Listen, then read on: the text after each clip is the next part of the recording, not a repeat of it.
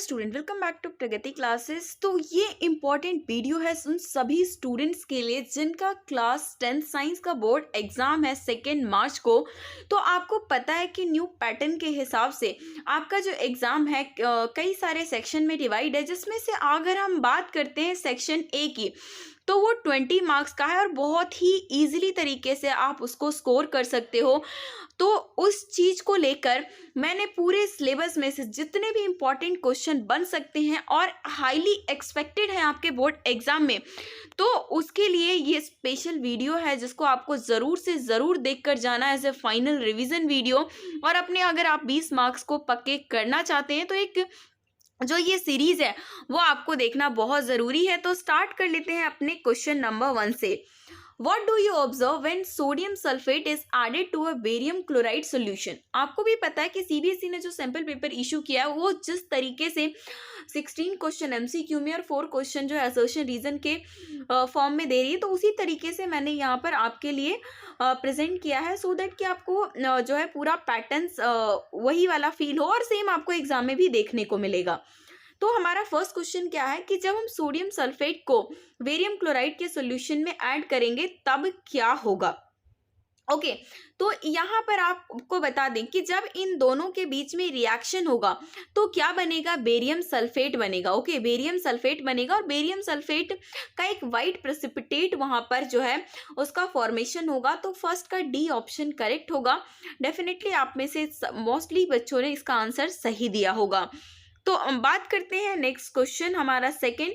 The colour of the solution observed after 30 minutes of placing zinc metal to copper sulphate solution.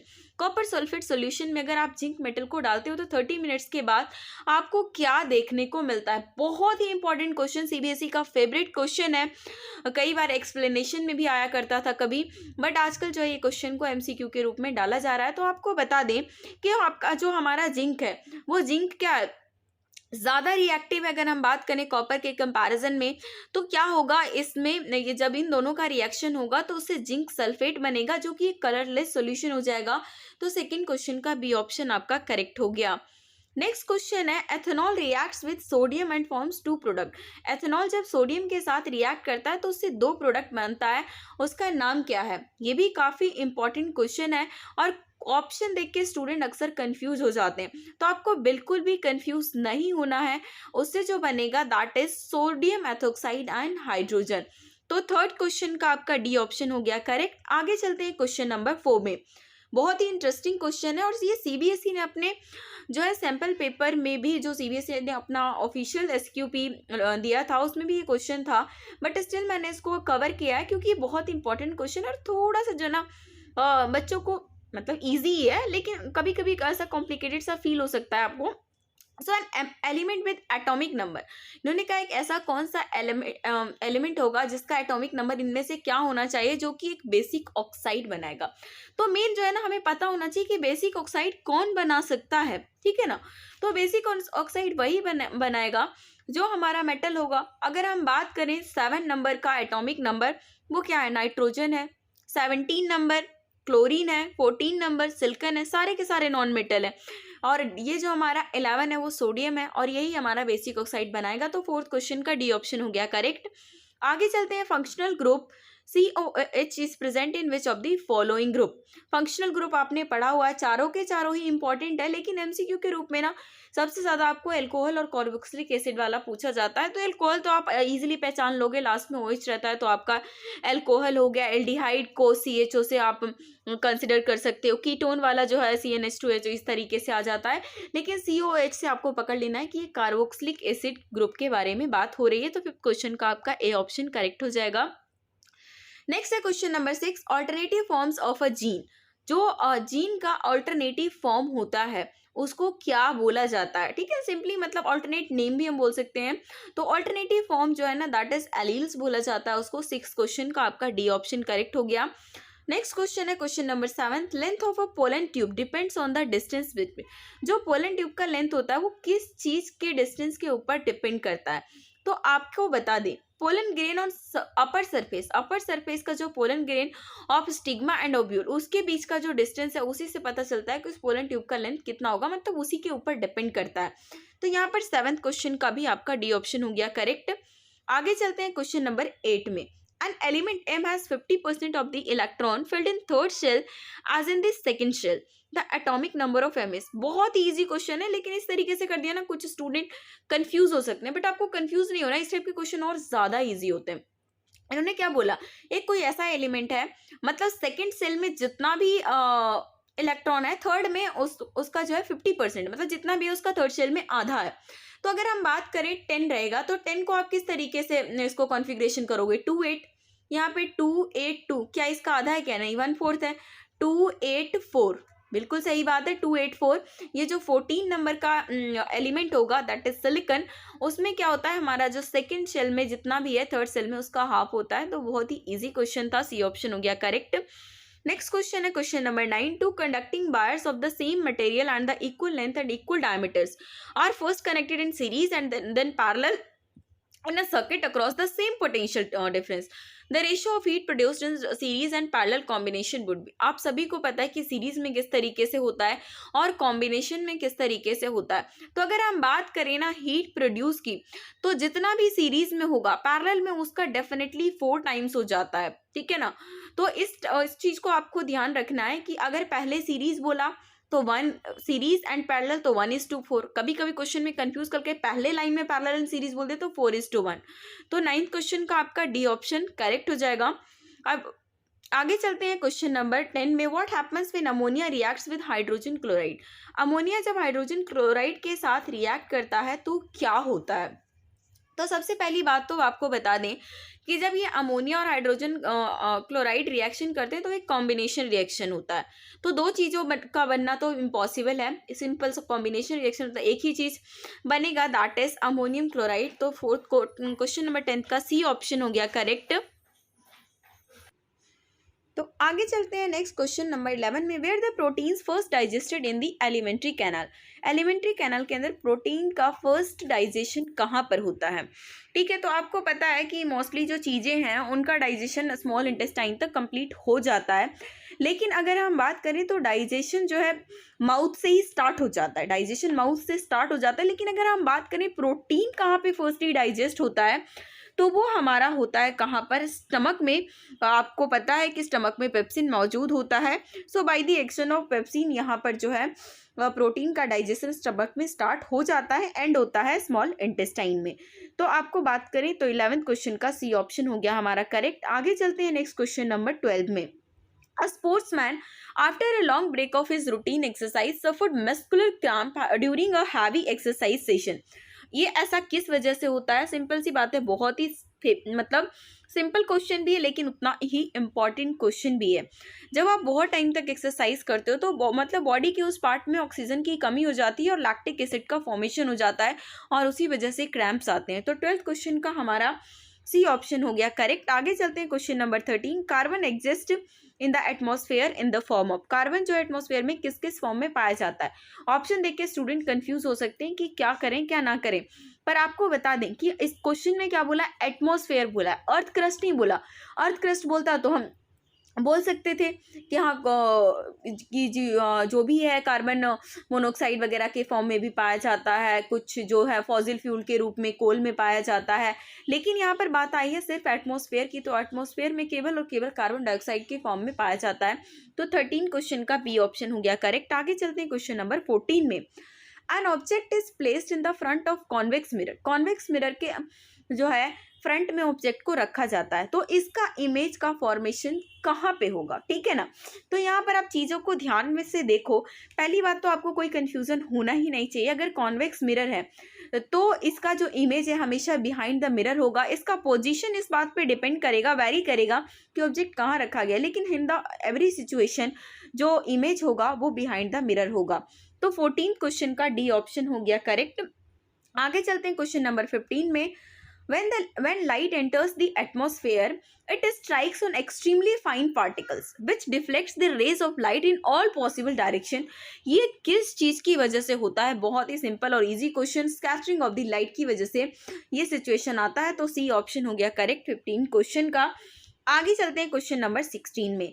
In 1987, an agreement was formulated by United Nations Environment Program to freeze the production of X to prevent depletion of Y. किस चीज के production को रोका गया? CFC को, जो कि AC में, फ्रिज में उस टाइम पे यूज हो रहा था। किस चीज को बचाने के लिए? To prevent depletion of Y, ताकि ओजोन लेयर को बचाया जा सके। सिंपल क्वेश्चन, बट एक्स और वाई की फॉर्म में थोड़ा सा कंफ्यूज करने की कोशिश की जाती है, बट कोई प्रॉब्लम नहीं है, आपको बिल्कुल सही क्वेश्चन करना है। तो क्वेश्चन नंबर 16 का सी ऑप्शन हो गया करेक्ट। आगे चलते हैं क्वेश्चन नंबर 17 में, असर्शन और रीजन। असर्शन रीजन का क्वेश्चन आपको पता है कि अब आएगा ही आएगा। 4 क्वेश्चन आप मान के रखो, दोनों असर्शन रीजन दोनों पॉइंट्स को पढ़ो, उसके बाद देखो दोनों ट्रू है या नहीं है। एक ट्रू एक फॉल्स है तो वहाँ पर तो कहानी खत्म हो गई, लेकिन जब दोनों ट्रू है तो फिर ये भी देखो कि वो उसको एक्सप्लेनेशन कर पा रहा है कि नहीं कर पा रहा, ठीक है ना। तो अभी हम यहाँ पर असर्शन में क्या है, rusting of an iron is endothermic in nature. इन्होंने क्या कहा है कि जो आयरन का रस्टिंग होता है ना, उसको एंडोथर्मिक बोल सकते हैं। बिल्कुल गलत बात बोल दी, फर्स्ट स्टेटमेंट ही फॉल्स हो गया, ठीक है ना। अब आगे की बात में क्या ही बोले। नेक्स्ट रीजन बोला, as the reaction is slow the release of heat is barely evident. Reaction बहुत ही स्लो होता है तो रिलीज ऑफ हीट जो है वो हमें फील ही नहीं होता। जब तुम्हें फील ही नहीं होता तो तुम उसको एंडोथर्मिक रिएक्शन कैसे बोल सकते हो, ठीक है ना। तो यहाँ पर हम बात करें तो 17 का डी ऑप्शन हो जाएगा करेक्ट। ए फॉल्स है जबकि रीजन हमारा ट्रू है, ओके, बट उसको हम एंडोथर्मिक नहीं बोल सकते, इस बात का ध्यान रखना। तो ए इज फॉल्स, डी ऑप्शन हो गया करेक्ट। आगे चलते हैं क्वेश्चन नंबर 18 में। असर्शन में क्या बोला है, XX chromosomes give birth to female child where as XY give rise to male child. इसमें कोई शक नहीं है, बिल्कुल स्टेटमेंट ठीक है। नेक्स्ट क्वेश्चन, नेक्स्ट जो रीजन में पॉइंट दिया है, the Y chromosome in males is smaller than X chromosome, जो कि जो वाई क्रोमोसोम होता है वो एक्स से छोटा होता है। इसमें भी कोई गलत बात नहीं, ये भी ठीक है, लेकिन क्या इसका इससे कोई रिएक्शन मतलब रिलेशन है? क्या स्मॉलर होने की वजह से जेंडर डिसाइड होता है क्या? बिल्कुल नहीं, सिर्फ प्रेजेंस होने से डिसाइड होता है, ओके। तो दोनों स्टेटमेंट ठीक है, लेकिन उसका करेक्ट एक्सप्लेनेशन नहीं है, तो इसलिए आपका 18 का बी ऑप्शन हो जाएगा करेक्ट। नेक्स्ट क्वेश्चन है क्वेश्चन नंबर 19।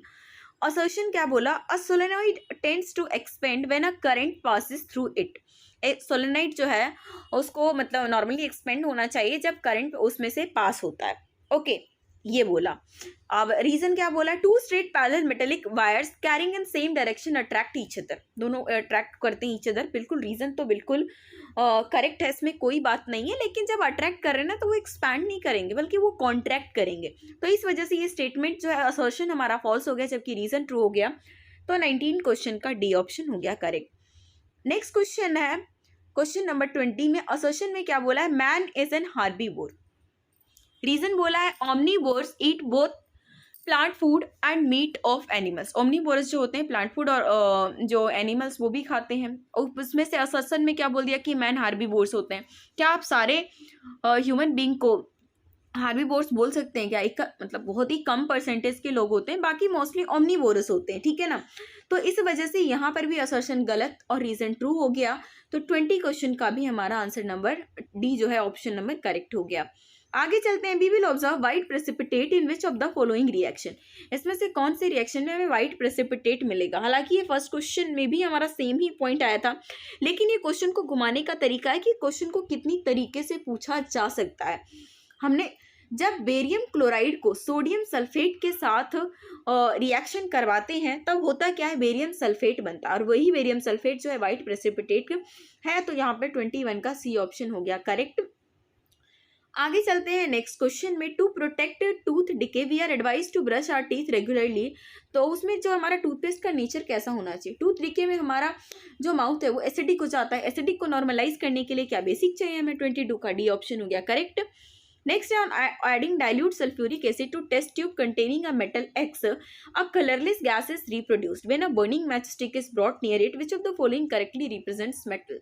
इन्होंने बोला डाइल्यूट सल्फ्यूरिक एसिड। अब बुक में अगर आपने पढ़ा हुआ है अच्छे से केमिस्ट्री तो आपको क्वेश्चन मतलब स्टेटमेंट पढ़ते ही आपको याद आ जाएगा कि डाइल्यूट सल्फ्यूरिक एसिड को तो हम सोडियम के साथ रिएक्शन करवाते थे, तब जाके ये क्या करता था, हाइड्रोजन आयन को रिप्लेस कर देता था और सोडियम सल्फेट और हाइड्रोजन गैस बनाता था। और हाइड्रोजन गैस के पास ही जब वर्डिंग मैच स्टिक ले जाएंगे तो पॉपअप का साउंड करेगा। तो ये कलरलेस गैस कौन सा है, हाइड्रोजन गैस। लेकिन हालांकि इन्होंने कलरलेस गैस के बारे में कुछ पूछा नहीं है, सिंपली इन्होंने मेटल के बारे में पूछा है। तो मेटल हमारा कौन सा है, सोडियम है। 23 का ए ऑप्शन हो गया करेक्ट। नेक्स्ट क्वेश्चन है the property of metal by which it can be drawn into wires. Metal की ऐसी कौन सी प्रॉपर्टी है जिसकी वजह से हम उसको वायर के रूप में जो है लंबा लंबा पतला पतला बना सकते हैं, तो वो क्या है, डक्टिलिटी है। आगे चलते हैं नेक्स्ट क्वेश्चन नंबर 25 में। Non metals do not replace hydrogen from acid. जो नॉन मेटल्स है वो हाइड्रोजन एसिड में से रिप्लेस नहीं करता। क्यों? क्योंकि नॉन मेटल भैया ऐसा काम उसके पास टेंडेंसी ऐसी है ही नहीं, वो इलेक्ट्रॉन को लूज नहीं करता बल्कि वो तो गेन करता है, तो वो तो एक्सेप्टर है, तो वो क्यों ही ऐसा काम करेगा। तो 25 का हमारा सी ऑप्शन हो गया करेक्ट। बहुत ही इजी क्वेश्चन था। नेक्स्ट क्वेश्चन है question number 26। Binary fission in some organism occurs in definite orientation in relation to the cell structure. One such organism is. Binary fission जो होता है, कुछ ऑर्गेनिज्म एक डेफिनिट ओरिएंटेशन में चलता है सेल स्ट्रक्चर के, तो वो ऐसा ऑर्गेनिज्म कौन है। सिंपल सा क्वेश्चन है। यहाँ पर अगर हम बात करें तो अमीबा इसका आंसर हो जाएगा। आगे चलते हैं नेक्स्ट क्वेश्चन में। The genetic constitution of an organism. किसी भी ऑर्गेनिज्म का जेनेटिक कॉन्स्टिट्यूशन जो है उसको क्या बोला जाता है, उसको बोला जाता है जीनोटाइप। जीनोटाइप ही है जो डिटरमाइन करता है हेरिडिटरी पोटेंशियल या फिर लिमिटेशन ऑफ एन इंडिविजुअल। तो मेन जो है इसका genetic constitution that is genotype. आगे चलते हैं नेक्स्ट क्वेश्चन में। Height of a plant is regulated by. Plant के हाइट जो है किस चीज से रेगुलेट होता है, तो ग्रोथ हार्मोन से रेगुलेट होगा। बट जो है ग्रोथ हार्मोन में भी दो ऑप्शन दे दिया, under the influence of gene और under the influence of enzymes coded by a gene. तो ये आपका सी ऑप्शन हो जाएगा करेक्ट। नेक्स्ट क्वेश्चन है question number 29। Receptors are usually located in sense organ. जितने भी रिसेप्टर्स है वो सेंस ऑर्गन में लोकेटेड होते हैं। तो इन्होंने पूछा है गस्टेटरी रिसेप्टर्स जो है वो किस में प्रेजेंट होते हैं। अगर आपको गस्टेटरी का मीनिंग पता है तो आप आराम से कर सकते हो। सेंस ऑफ टेस्ट, टेस्ट का सेंस कौन करेगा, टंग करेगा। 29 का हमारा ए ऑप्शन हो गया करेक्ट। आगे चलते हैं क्वेश्चन नंबर 30 में। A farmer wants to grow banana plant genetically similar to enough to the plants already available in his field. और उसके फील्ड में कोई बनाना का प्लांट है, सेम चाहता है, तो इसमें से कौन सा मेथड आप उसको यूज करोगे, मतलब सेम ही प्रॉपर्टी आना चाहिए, दैट इज वेजिटेटिव प्रोपगेशन। 30 का आपका सी ऑप्शन हो जाएगा करेक्ट। आगे चलते हैं क्वेश्चन नंबर 31 में। Which rule determines the direction of flow of current in the conductor. कौन से रूल से ये डिटरमाइन होता है कि जो direction of flow of current होगा किसी कंडक्टर में वो किस, मतलब कि वो किस, कौन सा रूल ये बात बताता है। सिंपल सी बात है। तो आपको बता दें फ्लेमिंग का राइट हैंड रूल जो है इस पे काम करेगा। तो 31 का बी ऑप्शन करेक्ट हो गया। नेक्स्ट क्वेश्चन है the area of cross section of A resistance wire is halved. अगर क्रॉस सेक्शन एरिया को हाफ कर दिया जाए किसी रेजिस्टेंस में तो उसका रेजिस्टेंस जो है उसके साथ क्या होगा। तो आपको पता है ये दोनों इनवर्सली प्रोपोर्शनेट है, तो अगर उसको हाफ करोगे ना तो इसका जो है वो उसका डबल हो जाएगा, ठीक है। तो इसलिए आपका 32 का सी ऑप्शन हो जाएगा करेक्ट। नेक्स्ट क्वेश्चन है हमारा आ गया असर्शन रीजन वाले में से। असर्शन क्या बोला, the blue colour of copper start fading when a zinc rod is dipped into it. Blue colour जो होता है कॉपर सल्फेट का फेड होना शुरू हो जाता है जब आप उसमें जिंक रोड डालते हो। ये बात बिल्कुल सही है। मैंने कहा कि ये सीबीएसई का काफ़ी फेवरेट एक्सपेरिमेंट है और किसी न किसी तरीके से इस क्वेश्चन को वो सीबीएसई पूछती है। फिर रीजन में बोला when an iron nail is dipped in copper sulphate solution, तो आयरन जो है डिस्प्लेस कर देता है क्योंकि वो ज़्यादा रिएक्टिव है। तो ये भी स्टेटमेंट ठीक है और वो उसको करेक्टली एक्सप्लेन भी कर रहा है। तो हमारा ए ऑप्शन हो जाएगा करेक्ट। दोनों ट्रू है और जो रीजन है वो करेक्ट एक्सप्लेनेशन दे रहे हैं असर्शन का। नेक्स्ट क्वेश्चन है 34। Condom protects a person from the sexually transmitted disease. बिल्कुल सही बात है। रीजन बोला condom prevents the sperms from meeting the ovum by acting as a barrier. ये भी स्टेटमेंट ठीक है, लेकिन क्या ए इसको एक्सप्लेन कर रहा है क्या? बिल्कुल नहीं। दोनों स्टेटमेंट ठीक है, दोनों अपने अपने पॉइंट्स दे रहे हैं, लेकिन उसका वो करेक्ट एक्सप्लेनेशन नहीं है। इस वजह से हमारा 34 का बी ऑप्शन जो होगा करेक्ट हो जाएगा। आगे चलते हैं क्वेश्चन नंबर 35 में। असर्शन बोला compass is kept near a wire carrying current gets deflected. तो उससे क्या होगा, करंट डिफ्लेक्टेड हो जाएगा। ये स्टेटमेंट भी बिल्कुल सही बोली है। Electric current is capable of producing a magnetic effect. दोनों असर्शन रीजन दोनों के दोनों ठीक है और साथ ही में करेक्ट एक्सप्लेनेशन भी दे रहे हैं। तो हमारा जो है 35 का ए ऑप्शन करेक्ट हो जाएगा। नेक्स्ट क्वेश्चन है 36। असर्शन में बोला biotic component of ecosystem continuously require energy to carry on a life process, बिल्कुल सही बात है, ठीक है। और तीसरा रीजन में बोला abiotic components are the non living factors of the ecosystem, बोला तो ये भी सही है, लेकिन क्या उसका वो उसको एक्सप्लेन कर रहा है क्या, नहीं कर रहा, तो दोनों ट्रू है लेकिन उसका करेक्ट एक्सप्लेनेशन नहीं है, इस वजह से बी ऑप्शन हो जाएगा करेक्ट। नेक्स्ट क्वेश्चन है question number 37, what is the colour of residue left in the test tube after thermal decomposition of ferrous sulphate. जब फेरस सल्फेट का थर्मल डिकम्पोजिशन होता है तो क्या बनता है, फेरस ऑक्साइड बनता है, सल्फर ऑक्साइड, सल्फर ट्राइऑक्साइड भी रिलीज होता है, तो उससे जो बनता है ferrous oxide somewhat brownish black या फिर रेडिश ब्राउन, इन दोनों रेडिश ब्राउन मतलब ब्राउन वाला जो ऑप्शन है ना वो आपको बिल्कुल करेक्ट मानना है, चाहे वो रेड में दे चाहे ब्लैक में दे, उस टाइप का उसका कलर आता है। नेक्स्ट क्वेश्चन है विच of the following compound contain carboxylic acid. Carboxylic group में इसमें से कौन सा है, आपको पहले भी पता है कार्बोक्सिलिक ग्रुप का मतलब है कि लास्ट में जो है COH करके रहता है, तो यहाँ हमारा 38 का बी ऑप्शन करेक्ट हो गया।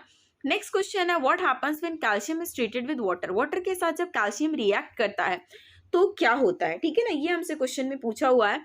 तो पहली बात तो ये वाटर के साथ बहुत ही धीरे धीरे लेस वायलेंटली रिएक्ट करता है और हाइड्रोजन गैस का बबल्स वो बना देता है, जब वो मतलब और जो क्या करता है उसके सरफेस पे मतलब इस तरह स्टिक की तरह चिपक जाता है। तो यहाँ पर C और D दोनों ही C और D यहाँ पर अगर हम बात करें तो C और D दोनों करेक्ट है, C और D, लेकिन वो वाला ऑप्शन कौन सा, ऑप्शन नंबर D है, तो हमारा D ऑप्शन करेक्ट हो जाएगा। नेक्स्ट क्वेश्चन है question number 40, generally food is broken and observe with in the body of organism in which of the, लेकिन इसमें से कोई एक ऐसा ऑर्गेनिज्म है जिसके आउटसाइड ऑफ द बॉडी ये सब काम होता है, वो कौन है, मशरूम है, ठीक है। आगे चलते हैं क्वेश्चन नंबर 41 में, the component of chromosome that control hereditary को कंट्रोल करने का काम कौन किसका है, DNA का है। नेक्स्ट है peel stain leaf peel mount when observing under the high power of microscope shows nucleon, तो वो आपको न्यूक्लियर जो है किस में दिखेगा, तब आपको दिखेगा गार्ड सेल्स में और एपिडर्मल सेल्स में, तो 42 का हमारा बी ऑप्शन हो जाएगा correct. 43 which of the following belongs only to the second trophic level, इसमें से कौन सा है जो ओनली सेकंड ट्रॉफिक लेवल में आ सकता है, किसी और में नहीं आ सकता। प्रोटोजोआ के बारे में बात करें तो ये बहुत अलग अलग ट्रॉफिक लेवल में कभी कभी आ सकता है। स्मॉल फिश है, उसके बारे में पूछा है, ग्रास हॉपर है, स्नेक है। अब हम बात करें ना, स्मॉल फिश डेफिनेटली हमारा सेकंड मतलब सेकंड नंबर पे आएगा, ग्रास हॉपर सेकंड नंबर में आएगा, लेकिन स्नेक कभी जो है प्राइमरी चीज़ों को नहीं खा के सबसे पहले मतलब कि जैसे घास है उसको रैट नहीं खा लिया और फिर स्नेक ने रैट को खाया, तो यहाँ पे वो तीसरे नंबर पे आ जाता है, सेकंड पे नहीं आ पाता। लेकिन स्मॉल फिश और grass hopper definitely second trophic level पे आएंगे, तो B एंड C ऐसा हमारा कौन सा ऑप्शन नंबर D है, तो 43 का D ऑप्शन हो गया करेक्ट। नेक्स्ट क्वेश्चन है असर्शन रीजन का, silver article become black after some time when expose to sunlight, बिल्कुल सही बात है। रीजन बोला it is because silver react with carbonate present in the air, बिल्कुल नहीं, कार्बोनेट की वजह से नहीं, सल्फर की वजह से वो ब्लैक उस पर कलर बनता है। तो हमारा यहाँ पर असर्शन तो ट्रू है बट रीजन ही फॉल्स है, तो 44 का हमारा C ऑप्शन हो जाएगा करेक्ट। नेक्स्ट क्वेश्चन है असर्शन रीजन का ही, a needle compass needle is placed near a current carrying wire, the deflection of compass needle decreases when the magnitude of current in the wire is increased, okay। और reason में क्या बोला, the strength of the magnetic field at a point near the conductor increases on increasing the current, ठीक है ना। तो ये दोनों के दोनों जो स्टेटमेंट है उसको अगर आप केयरफुली देखें तो हमारा जो A स्टेटमेंट है ना वो फॉल्स है, जबकि हमारा जो रीजन है वो बिल्कुल ट्रू है, ठीक है। तो यहाँ पर हमारा जो है 45 का D ऑप्शन हो जाएगा करेक्ट। अब नेक्स्ट हमारा क्वेश्चन है असर्शन में, biodegradable substance result in formation of compost and natural replacement, reason बोला it is due to break down of complex in organic substance into simple organic substance की वजह से, मतलब जो चीज़ें हैं वो हो रही हैं। तो यहाँ पर जो है प्रॉब्लम क्या है, इसमें असर्शन ठीक दे दिया जबकि रीजन गलत तरीके से दे दिया, ठीक है ना। तो हमारा ये 46 का C ऑप्शन हो जाएगा करेक्ट। नेक्स्ट है 47 का, mild non corrosive basic salt, mild non corrosive basic salt का जो यहाँ पर एग्जांपल है वो सोडियम बाइकार्बोनेट NaCO3। नेक्स्ट अब बात करते हैं एल्यूमिनियम को हम कुकिंग यूटेंसिल्स के रूप में यूज़ करते हैं, क्यों, उसके यूज़ करने की वजह क्या है, तो क्योंकि उसमें जो है आपका अच्छी थर्मल कंडक्टिविटी होती है, हाई मेल्टिंग पॉइंट होता है। तो फर्स्ट और फोर्थ जो है ऑप्शन हमारा ऑप्शन नंबर D में है, तो D ऑप्शन हो जाएगा करेक्ट। अब आगे चलते हैं 49 के अंदर। फर्टिलाइजेशन इज द प्रोसेस जिसके अंदर मेल न्यूक्लियाई का और फीमेल गैमेट का फ्यूजन होता है, उसको फर्टिलाइजेशन बोलेंगे। ये सारे ऑप्शन बिल्कुल करेक्ट नहीं है। क्वेश्चन नंबर 50 है, before setting up an experiment to show that seeds release carbon dioxide, seeds को हमें क्या करना चाहिए, उसको मॉइस्चराइज करके रखना चाहिए जब तक कि वो जर्मिनेट ना हो जाए। जर्मिनेट होने के बाद ही वो जो है CO2 दिखा पाएगा। तो ये हमारे 50 क्वेश्चन हम इस वीडियो में कवर करते हैं। नेक्स्ट 50 क्वेश्चन नेक्स्ट पार्ट 2 में कवर करेंगे, बहुत जल्द आएगा। तब तक वीडियो को लाइक करिए, अपने दोस्तों के साथ शेयर कीजिए। वीडियो चैनल पे नए हैं तो सब्सक्राइब करके बेल आइकन क्लिक कर लीजिए ताकि नई वीडियो नोटिफिकेशन आपको मिल सके।